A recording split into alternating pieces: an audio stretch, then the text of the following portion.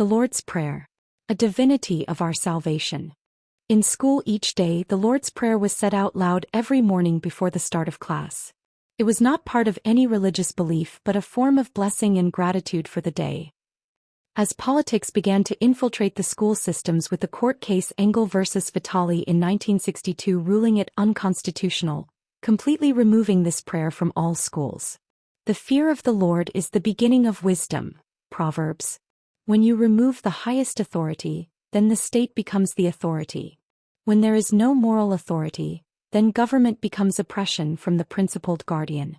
By the early 70s it was removed completely from the public school systems, placing darkness over an unassuming spiritual practice, higher power and internal truth.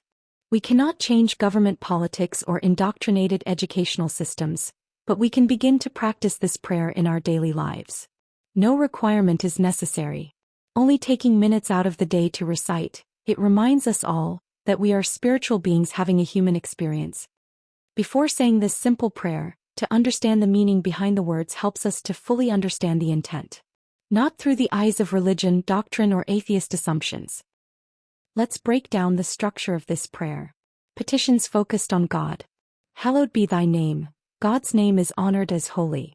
Your kingdom come. God's reign is desired and anticipated.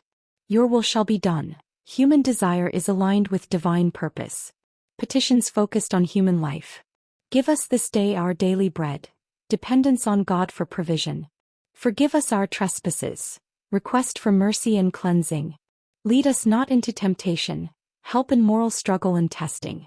Deliver us from evil. Protection from harm, sin, or the evil one. For thine is the kingdom, the power, and the glory. The recognition of God's power and the honor of Him. It is not simply a prayer about the Lord. It is a prayer for anyone that believes in a higher power and has faith.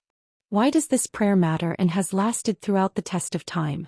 It teaches people how to pray without demanding elaborate language, religious commitment, or expertise. It is memorably structured, making it easy to learn. It is theologically rich, covering worship, ethics, need, and mercy. It is communal, reminding believers that prayer connects them to others. And finally, it is practical, addressing daily bread, forgiveness, and spiritual protection. Let us recite. Our Father who art in heaven, hallowed be thy name. Thy kingdom come, thy will be done on earth as it is in heaven. Give us this day our daily bread and forgive us our trespasses as we forgive those who trespass against us. And lead us not into temptation but deliver us from evil. For thine is the kingdom and the power and the glory forever and ever. Amen.